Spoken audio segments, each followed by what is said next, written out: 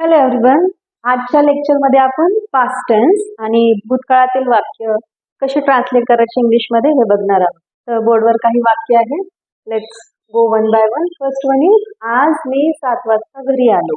घरी आलो कर्ता आणि क्रियापद हे आपल्याला महत्वाचं आहे. तो पहिला आहे कर्ता आपला मी म्हणजे आय आणि आलो. आता आपलं वाक्य इथे संपलंय. तर नेक्स्ट सेंटेन्स जे आहे ते होतं आणि होतो असं आलंय. तर या वाक्यामध्ये जे क्रियापद दिसतंय ते आहे पास्ट टेन्स म्हणजे V2 या प्रकारातलं. म्हणजे आपल्याला इथे हे लक्षात घेतलं पाहिजे की हा सिंपल पास्ट टेन्सचा वाक्याचा प्रकार आहे. ओके, म्हणजे आपल्याला काळ ओळखून मग त्या पद्धतीने आपल्याला सेंटेन्स बनवता आलं पाहिजे. आज मी 7 वाजता घरी आलो. ओके, ऍक्शन संपली हे पण कळतं. क्रियापदानंतर होतो होते हे आलं नाहीये म्हणजे इथे हेल्पिंग वर्ब दिसणार नाहीये. ओके, सो हे क्रियापदावर संपणारं वाक्य आहे सिंपल पास्ट टेन्स. मागच्या वेळेस याच प्रकारचं आपण वाक्य पाहिलं म्हणजे सिंपल प्रेझेंट टेन्स होत. Okay, so let's start. कर्ता आहे आय, सुरुवातीला येणार मी म्हणजे आय. I came. ओके, मी आलो. आय केम 7 वाजता. I came home. I came home at 7 o'clock. Okay, कधी? आज. तर आज हा शब्द सुरुवातीला घेऊ शकता तुम्ही किंवा शेवटी घेऊ शकता. आता आपल्याला वाक्यरचना सोपी व्हावी म्हणून मी कर्त्यापासून सुरू करते म्हणजे ते व्यवस्थित बनतं वाक्य. Okay, I came home at 7 o'clock today. Okay, तुम्ही हे अशा पद्धतीने सांगू शकता. Today I came home at 7 o'clock. Okay, simple past tense. कर्ता आणि क्रियापद हे सोबतच असतं. सब्जेक्ट आणि V2 क्रियापदाचं दुसरं रूप आहे. Next sentence. ऑफिस मध्ये आज मला खूप काम होतं. ओके, कर्ता हा मला. सो आज हा शब्द शेवटी किंवा सुरुवातीला तुम्ही घेऊ शकता. मला, इथून आपण स्टार्ट करू. मला हे आहे मी म्हणजे आय. मला हे आपण जेव्हा हॅड शिकलो तेव्हा पाहिलेलं आहे. ओके, मला जेव्हा असा वाक्याचा प्रकार तेव्हा आपण काय घेतो? आय नंतर हॅड घेतो. ओके, आय हॅड मला किंवा माझ्याकडे. ओके, मला खूप काम होतं. आय हॅड काय होतं? खूप काम. I had a lot of work. कुठे?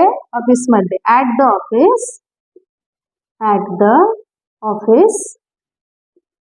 आणि शेवटी टुडे. ऍक्शन कधी घडली किंवा क्रिया कधी घडली हे शेवटी लिहिलं तर बेटर. सुरुवातीलाही घेऊ शकता तुम्ही. Let's read.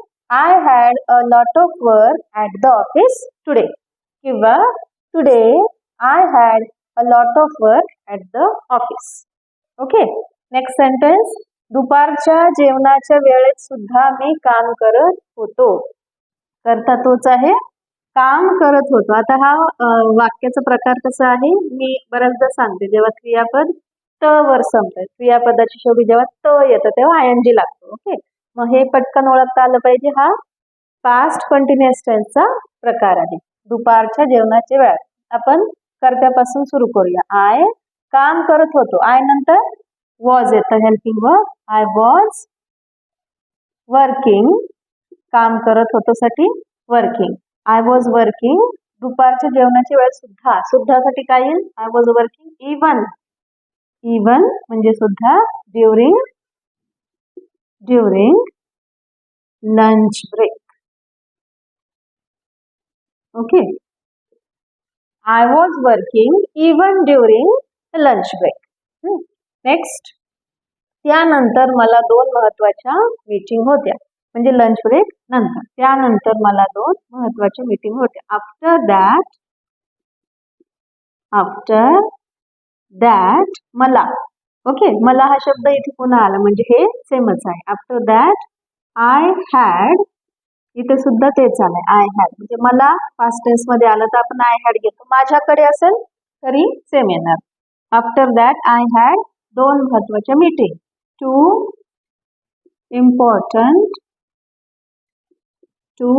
important meetings. Okay, after that I had 2 important meetings. त्यामुळे आज मी 4 वाजता जेवलो. हा सेम. पहिलं जे वाक्य आहे त्या प्रकारात आहे. क्रियापदावर वाक्य संपलं आहे. होतो, होता हे आलं नाही म्हणजे काय, आपल्याला हेल्पिंग वर्ब जसं की इथे वॉज आणि इथं हॅड आलेलं आहे तर हे इथं दिसणार नाही. तर या पद्धतीने आपल्याला वाक्य ओळखता आलं पाहिजे. सिंपल पास्ट टेन्स आहे. ओके. त्यामुळे आज मी 4 वाजता जेवलो. त्यामुळे that's why I had lunch. तुम्ही माय लंच पण म्हणू शकता. I had my lunch at 4 o'clock. Okay. Let's read again. एक शब्द लिहायचा राहिला. That's why I had lunch at 4 o'clock. काय राहिलंय? Today. Okay. Let's read again. त्यामुळे आज मी 4 वाजता जेवलो.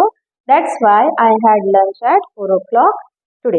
इथून सुद्धा स्टार्ट करू शकतात. टुडे इथे येणार. ओके. नेक्स्ट आहे आजचा दिवस थकवणारा होता. आजचा दिवस थकवणारा होता. आता हे एक वेगळ्या प्रकारचा शब्द इथे मी यूज केलाय आणि I will not tell you that. हे जे वाक्य आहे ते तुम्ही ट्रान्सलेट करून मला सांगायचं आहे. How will you tell me in the comment section. Okay. So या आजच्या सेशनमध्ये आपण पास्ट टेन्स अभ्यासला. याच्यामध्ये 3 प्रकारचे वाक्य आपण पाहिले. जसं की पहिलं आहे की जे कर्त्यापासून सुरू होतंय आणि शेवटी क्रियापदावर संपतंय. ओके. तर शेवटी क्रियापद आलं की हा simple past tense.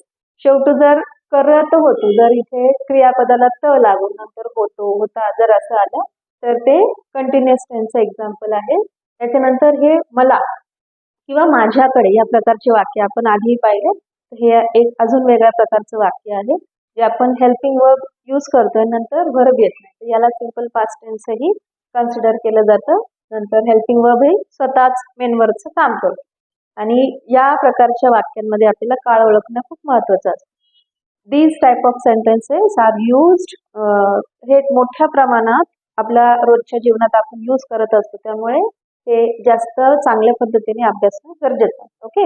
If you want you can take a screenshot आणि हे लास्ट सेंटेन्स तुम्ही मला कमेंट सेक्शन मध्ये सांगणार आहात. See you in the next video.